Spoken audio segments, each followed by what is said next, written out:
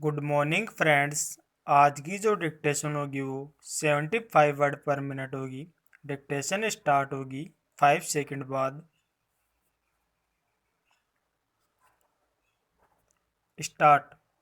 आदरणीय महोदय, हिंदी के लिए यह अवश्य ही गौरव का विषय है कि उसे भारतीय संविधान ने अखिल भारतीय भाषा का स्थान दिया है। विराम। इससे हिंदी भाषियों और हिंदी से संबंध रखने वाली सभी संस्थाओं का दायित्व बहुत बढ़ गया है। विराम। संविधान में हिंदी को यह ऊंचा स्थान दिए जाने का कारण यह था कि इसके जानने और बोलने वालों की संख्या भारत की दूसरी भाषाओं के जानने वालों से कहीं अधिक है। विराम। उन भाषाओं का भी अपना गौरवपूर्ण साहित्य है और उनके बोलने वाले अपनी भाषाओं के साथ प्रेम रखते हैं और उन पर गर्व करते हैं। विराम।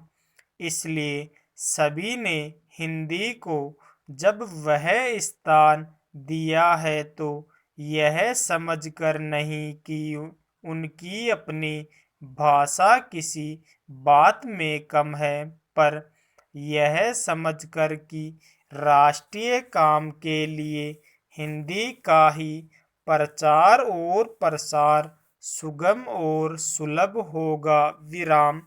हिंदी को अखिल भारतीय कामों के लिए प्रधानता देते हुए प्रादेशिक भाषाओं को यहाँ के कामों के लिए प्रधानता दी गई है। विराम। इसलिए यह अनिवार्य है कि जहाँ हिंदी का प्रचार हो वहाँ प्रादेशिक कामों के लिए स्थानीय भाषाओं को भी प्रोत्साहन दिया जाए और वे अपने सीमित क्षेत्र में अपना काम सुचारू रूप से करें। विराम।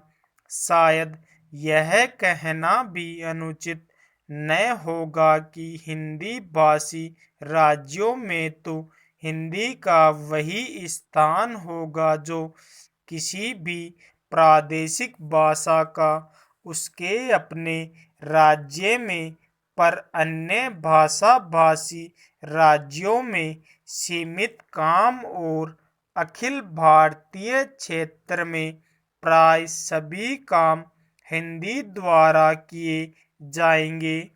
पैरा।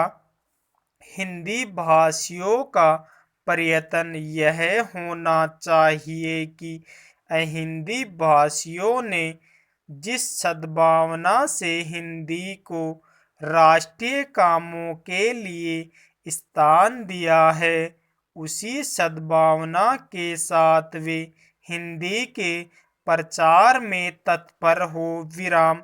हिंदी को किसी भी प्रादेशिक भाषा से होड़ नहीं है। विराम। सच पूछिए तो हिंदी भाषियों को अन्य प्रादेशिक भाषाओं का पोषक और समर्थक होना चाहिए। जिस प्रकार हिंदी भाषी हिंदी के पोषक और समर्थक होना चाहते हैं। विराम।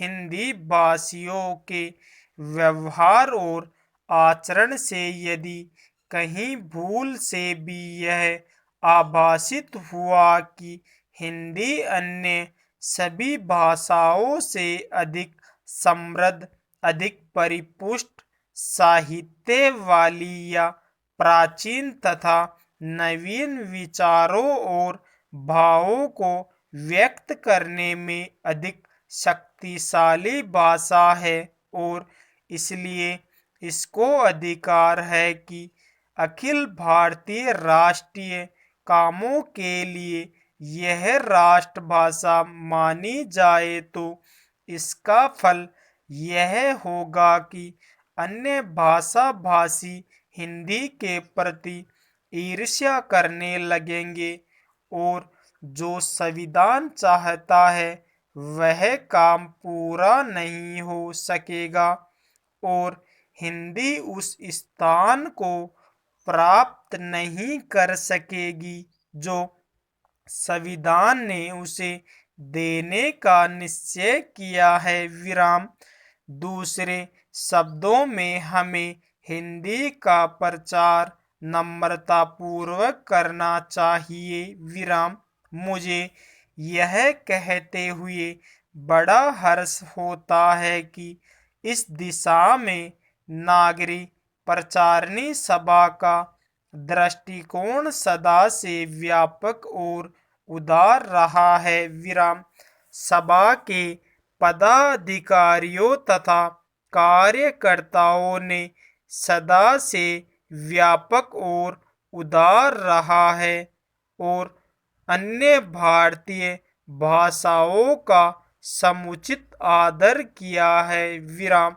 यह सभा की परंपराओं के